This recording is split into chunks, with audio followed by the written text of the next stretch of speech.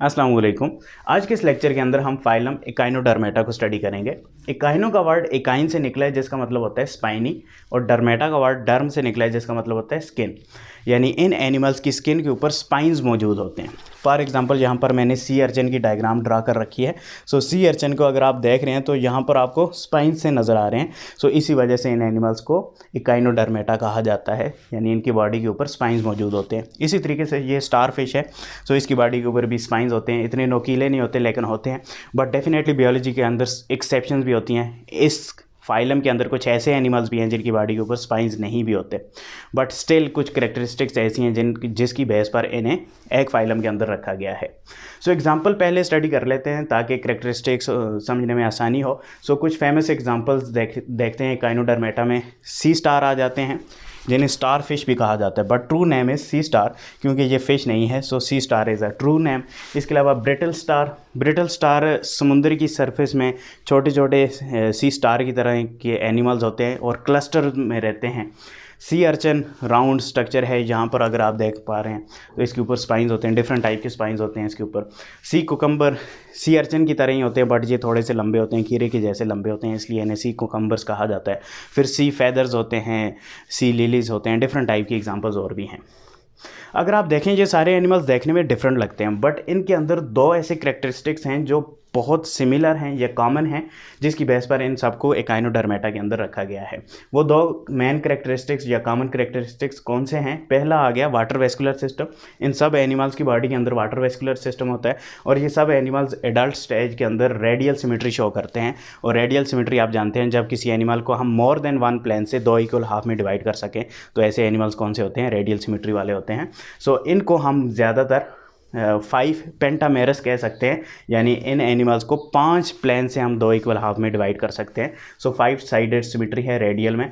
और कुछ animals exceptions भी हैं, यानी कुछ सी स्टार्स ऐसे हैं जिनके बहुत ज़्यादा आर्म्स होते हैं, सो वो एक्सेप्शन आते हैं, बट रेडियल सिमेट्री सेम रहती है, यानी मोर देन वन प्लेन हम इन्हें दो इक्वल हाफ में डिवाइड कर सकते हैं।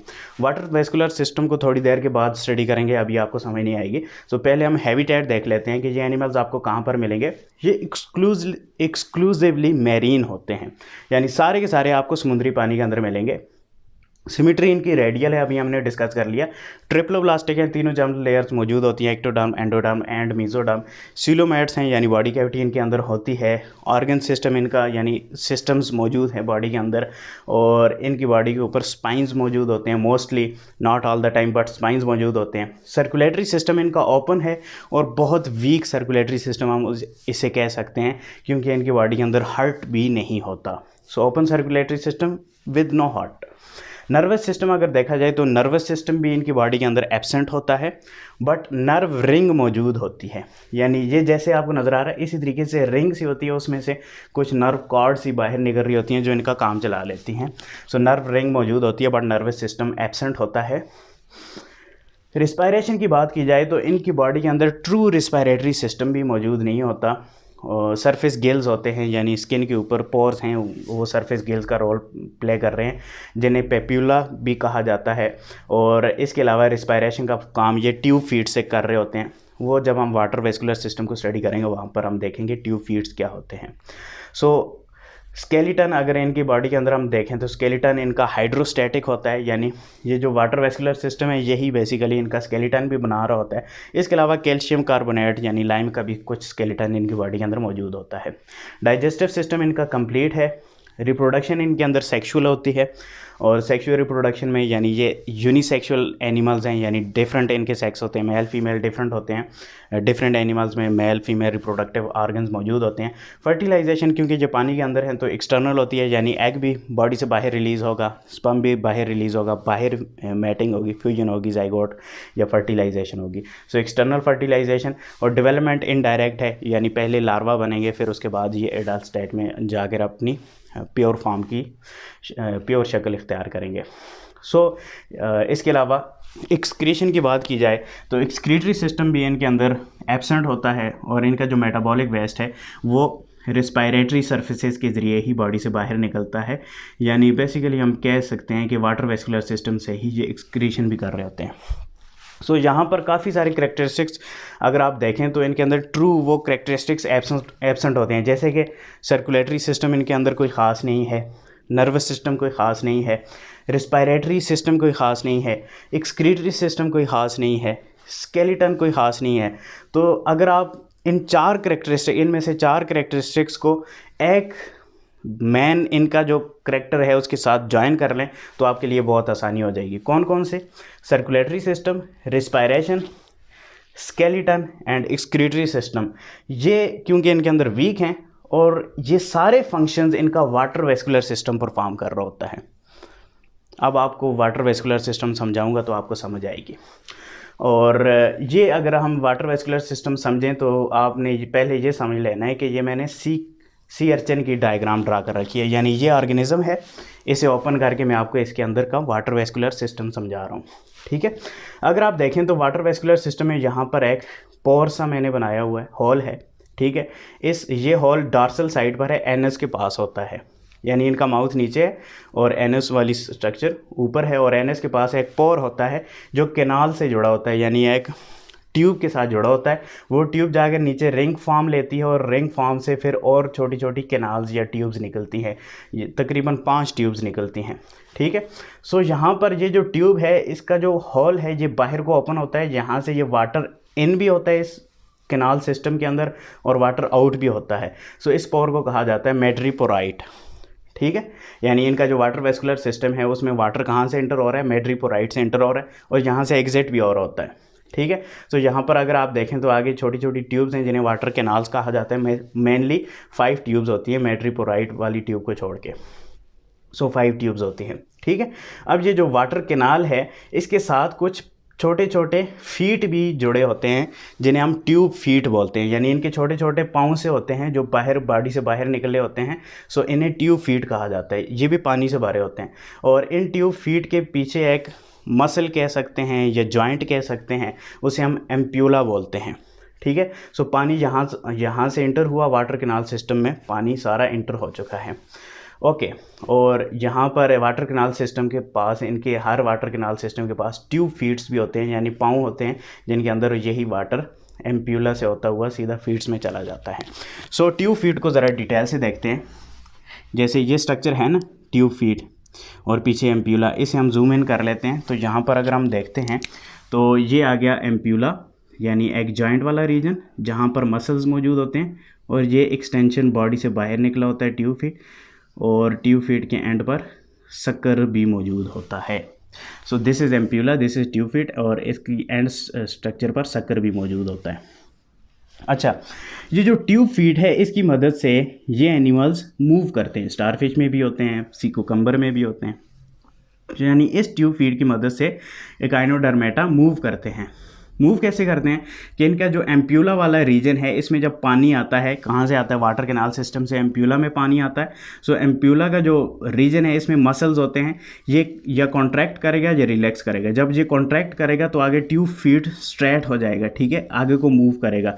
ठीक है, क्योंकि इसके अंदर प्रेशर बढ़ेगा ना, जैसे हम आई ड्रापर या कोई भी ड्रापर हो उससे ऐसे पानी को आगे भेजें तो आगे को जाता है। तो यहाँ पर एम्प्यूला जब कॉन्ट्रैक्ट करेगा, छोटा होगा तो पानी आगे को जाएगा, ट्यूब फीट एलोंगेट लंबा हो जाएगा। फिर इसके सक्कर की मदद से ट्यूब फीट किसी चीज़ को पकड़ेगा। ठीक है, और ये दोबारा से रिलैक्स होगा और वो ट्यूब फीट ऐसे ढीला होके अपनी तरफ खींचेगा। सो इस तरीके से ये बहुत ज़्यादा मिकदार में ट्यूब फीट्स होते हैं, तो ये हल्की हल्की स्लो मूवमेंट करते हैं। और एकाइनोडर्मेटा की ये खूबी भी है कि ये बहुत स्लो मूवर होते हैं। ठीक है, इनकी मूवमेंट बहुत स्लो होती है क्योंकि इनके अंदर स्केलेटल सिस्टम क्या है? Water vascular system. ठीक है, क्यों? क्योंकि वाटर वेस्कुलर सिस्टम की मदद से ही इनके ट्यूब फीट्स जो हैं वो मूव करने के काबिल होते हैं और सक्कर की मदद से ये चीज़ों को पकड़ते हैं। इसके अलावा सक्कर का एक और फंक्शन भी होता है, या ट्यूब फीट का एक और फंक्शन भी होता है। जब फूड इनके पास आता है तो ये सक्कर की मदद से, ट्यूब फीट की मदद से उस फूड को पकड़ पकड़ के मुँह के पास लाते हैं और मुँह के अंदर एंट्री करवाते हैं। और इनका जो माउथ है फिर वो क्योंकि डाइजेस्टिव सिस्टम तो कंप्लीट है, सो माउथ के अंदर दांतों से ये उसे चबाएंगे और चबाने के बाद डाइजेस्टिव सिस्टम में भेजेंगे और उससे यूज़फुल प्रोडक्ट बॉडी के अंदर मूव करेंगे। सो ये इनका वाटर वेस्कुलर सिस्टम आ गया। वाटर वेस्कुलर सिस्टम को अगर हमने अभी देखा है जिस तरीके से, इस तरीके से हमें ये समझ आया कि इनका वाटर वेस्कुलर सिस्टम इनकी मूवमेंट में हेल्प करता है, यानी ट्यूब फीट में वाटर जाता है और मूव करवाने में हेल्प करता है। इसके अलावा इनका water vascular system gaseous exchange में भी हेल्प करता है। गैसियस एक्सचेंज, यानी जो रिस्पायरेशन का फंक्शन है ना उसमें ये जो ट्यूब फीड्स हैं, क्योंकि ये बॉडी से बाहर हैं और इनकी वॉल बड़ी थिन है, तो यहाँ से भी गैसियस एक्सचेंज हो रही होती है। So tube feet also help in, या water vascular system also help in gaseous exchange. इसके अलावा सर्कुलेशन में भी ये वाटर वेस्कुलर सिस्टम हेल्प करता है, क्योंकि इनका सर्कुलेटरी सिस्टम वीक है। सो बहुत ज़्यादा जो सर्कुलेशन है इसी वाटर सिस्टम की मदद से हो रही होती है, यानी ये वाटर जो है अपने साथ न्यूट्रिएंट वगैरह लेकर बॉडी के डिफरेंट एरिया में जा रहा होता है। एक्सक्रीशन की बात की जाए तो यही वाटर वेस्कुलर सिस्टम एक्सक्रीशन का रोल भी प्ले कर रहा होता है, यानी मेटाबॉलिक वेस्ट इस वाटर में आएंगे और यहाँ से मेडरीपोराइड के जरिए एनएस के पास जो पोर है उससे बाहर निकल जाएंगे। और इसके अलावा मूवमेंट में जैसे हमने स्टडी कर ही लिया है कि ये जो वाटर कैनाल सिस्टम है इनका हाइड्रोस्टैटिक स्केलेटन भी बना रहा है और ट्यूब फीड में जाकर ट्यूब फीड्स को मूव भी करवा रहा है, जिसकी वजह से ये मूवमेंट भी कर रहे होते हैं। सो होपफुली ये वाटर वेस्कुलर सिस्टम आपको समझ आ गया होगा।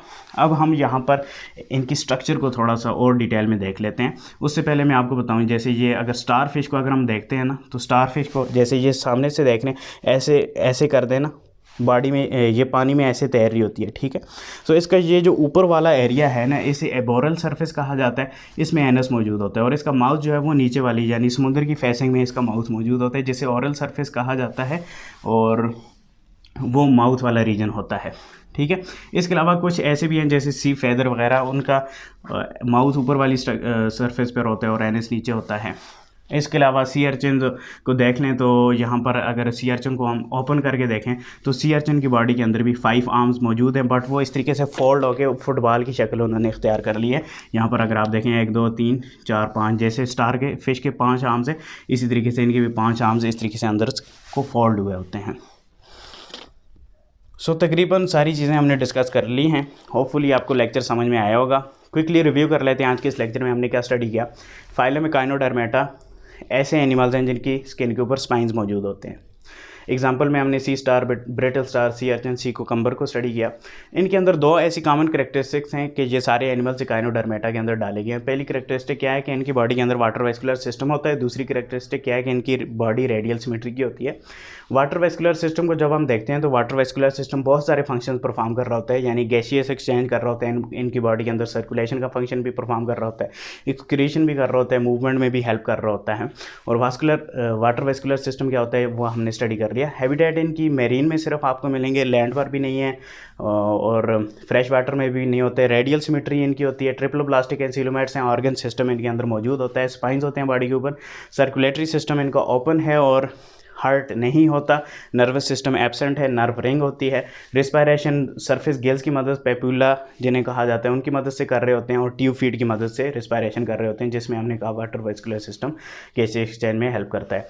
डाइजेस्टिव सिस्टम इनके अंदर कंप्लीट है। स्केलेटल सिस्टम या स्केलेटन इनके अंदर हाइड्रोस्टैटिक वाटर वेस्कुलर सिस्टम वाला होता है और साथ में कैल्शियम कार्बोनेट भी बाज़ एनिमल्स के अंदर होता है।